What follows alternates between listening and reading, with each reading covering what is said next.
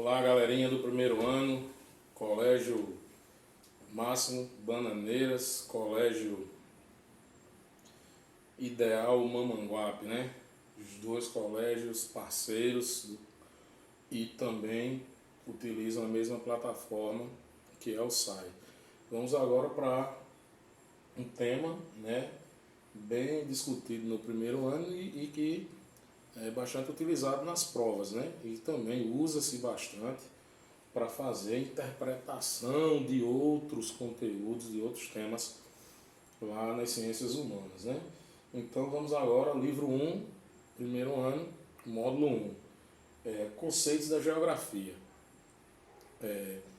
Esses conceitos eles surgem nas questões e geralmente os autores eles colocam trechos de poesia, música, reportagens, manchetes, né, para que o aluno identifique a categoria geográfica que ali está sendo empregada, às vezes mais de uma categoria no mesmo texto, no mesmo trecho. E muito fácil de identificar. Vamos conceituar e vamos dando exemplo de como identificar isso aí. Vocês vão ver no exercício lá que a gente vai enviar o quanto vai ser fácil responder.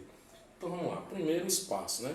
Então o espaço é onde todas as relações do homem com a natureza, com o meio ocorrem, certo? Se ocorrer essas relações, nós podemos inclusive chamar de espaço geográfico. O espaço por si só vai surgir quando você não caracteriza, certo, aquele espaço que você citou.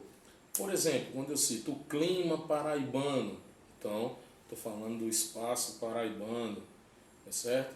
O IDH no Brasil. Você observa que nesses exemplos paraibano, né, Brasil, a coisa ela não está muito, digamos assim, caracterizada, ela está muito vaga, ela está muito genérica.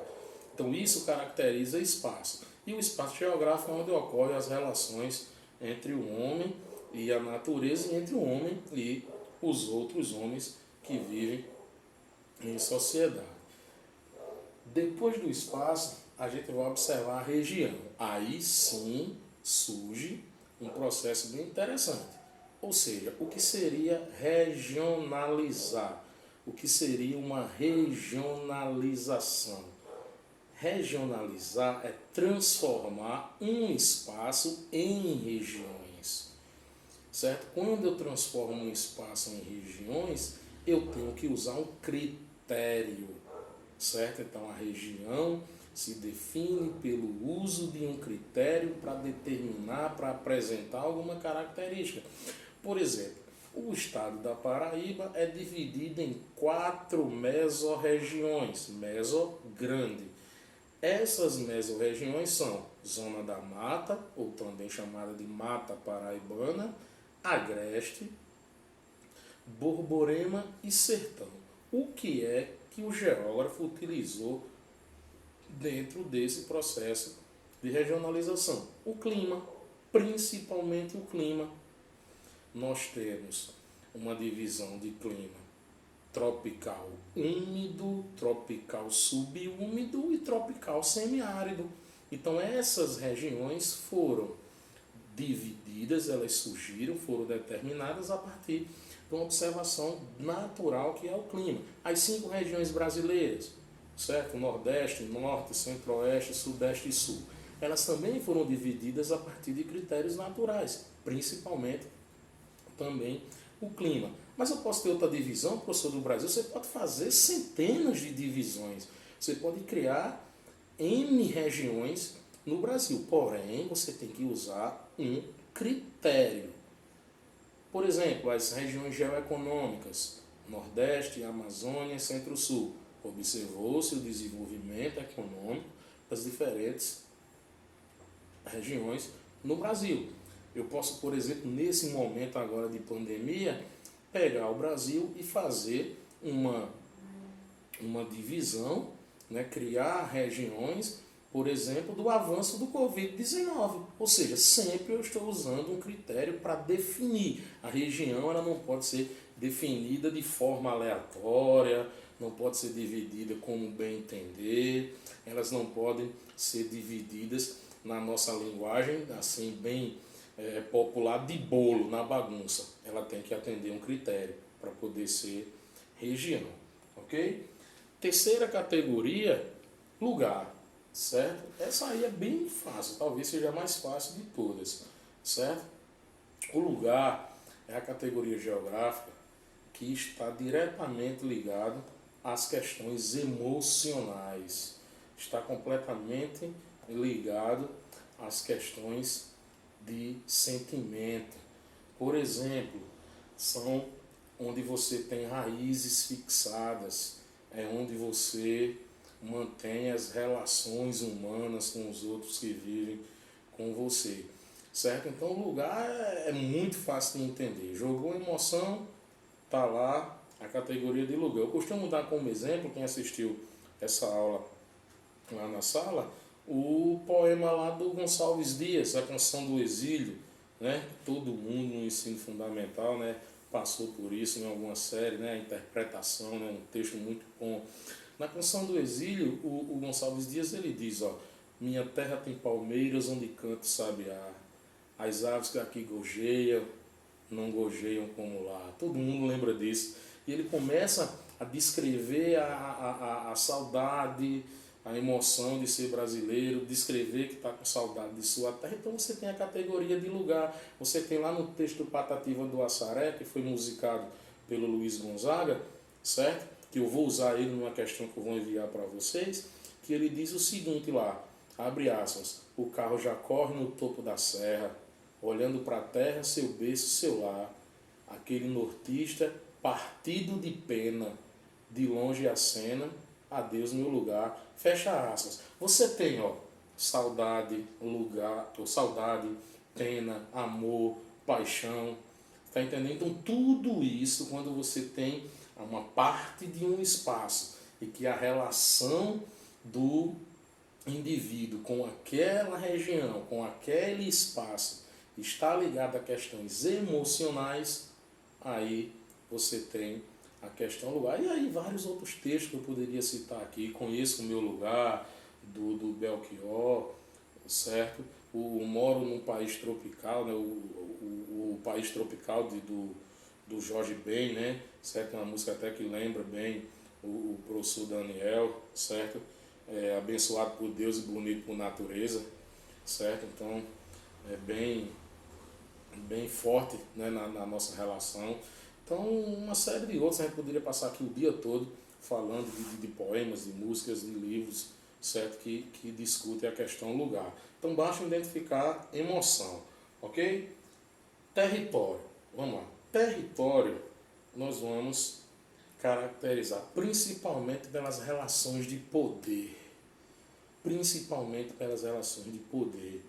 Certo? Quando eu falo território brasileiro, eu estou falando do espaço onde as leis que aqui no Brasil estão, funcionam, onde elas têm poder. Então essas relações de poderes configuram os territórios.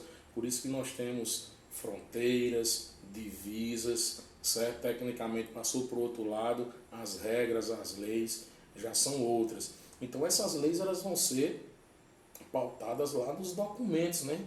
Por exemplo, no caso do Brasil, a Constituição Federal de 1988, né? A nossa Carta Magna, certo? É ela que vai caracterizar, certo? As principais relações de poderes e determinar o que seria o território brasileiro, seja a parte continental, a parte marítima e também o espaço aéreo. Um exemplo bem interessante seria, por exemplo, a questão da lei seca. Aqui no Brasil, a tolerância é zero, e está correto, tem que ser. Na Argentina, existe uma quantidade pequena de álcool que você pode consumir e dirigir. Ou seja, passou para o lado da Argentina, você pode consumir aquela quantidade de álcool. Aqui no Brasil, não. Certo? Então vamos ter cuidado, certo? Quando for interpretar essa questão de território, né? A questão de fronteira, ela acaba sendo muito importante. Vamos pegar uma coisa aqui bem interessante, por exemplo, o consumo recreativo de maconha, certo? No Uruguai é permitido em determinadas quantidades, no Brasil não. Então você tem no território uruguaio, isso é desse jeito. No território brasileiro, é desse jeito. Então você tem relações de poder, esse chamado poder legal. Mas vamos lá, né? Professor, e no Rio de Janeiro, por exemplo, São Paulo? Facções criminosas que controlam determinados espaços, ditam regras, que acabam funcionando como verdadeiras leis. Eu estava assistindo uma vez, professor, o jornal, estava lendo e vi lá, território A pertence, controlado por facção tal, território B, controlado por outra facção. O termo território aí, professor, foi empregado da forma correta? Sim, porque lembra que eu falei que o território está atrelado a relações de poder? O exemplo que eu dei foi poder legal. Só que nós temos o chamado poder paralelo, aquilo que é ilegal. Ok? Então, isso aí, com uma relação de poder, mesmo que seja o poder, a relação ligada à violência, a relação ligada à ameaça, a relação ligada ao consumo e o comércio de armas, de drogas, de pessoas e diversos outros crimes que são cometidos. Isso aí acaba criando regras, acaba criando formas diferentes de convivência. O termo território é empregado aí da forma correta? Também é, certo? Porém, é uma coisa que é analisada do ponto de vista da ilegalidade. Porém, também usa-se o termo território. Por quê? Porque existe uma relação de poder. Por último, né, a paisagem. Né? A paisagem do conceito é muito fácil. Ou seja, paisagem é aquilo que está à sua vista, no campo de sua visão. Caracteriza a paisagem, certo? Então, a paisagem ela vai ser composta por elementos, certo? Elementos que podem ser elementos naturais e que também podem ser elementos produzidos pelo homem, chamados elementos culturais, aquilo que o homem produziu, certo? A partir de sua necessidade ou não, mas ele acabou produzindo elementos culturais, artificiais, a partir de uma modificação dos elementos naturais. Então, primeira questão que você deve observar em relação à paisagem é o que mais cai em questão quando a paisagem é citada, é que a paisagem ela não é uma coisa estática, a paisagem ela não é uma coisa morta, parada. A paisagem ela é dinâmica, ela está em constante transformação, ela está em constante modificação, o tempo todo ela se modifica, principalmente por questões de ordem cultural, né, ou seja, provocado pelo homem, também por questões de ordem naturais. A natureza ela pode modificar a paisagem. Você tem, por exemplo, o Havaí, certo? Lá no noroeste lá dos Estados Unidos, que até hoje, mesmo muito depois da formação das ilhas que são vulcânicas, você ainda tem vulcões em erupção e a ilha ainda é um arquipélago vulcânico ainda em formação. Por exemplo, você pode ter uma chuva excessiva que provoque o deslizamento em uma floresta e que esse aspecto altera a paisagem. Você pode ter um ou outro exemplo dessas modificações, mas principalmente a modificação ela ocorre a partir do homem. Né? Se vocês que estão aí em Bananeiras e nas cidades vizinhas e que estão em Mamanguape e também nas cidades vizinhas, né, os alunos de muito canto aí que vêm até as nossas escolas, você vai observar que eu tenho uma visão completamente diferente dessas regiões do que vocês.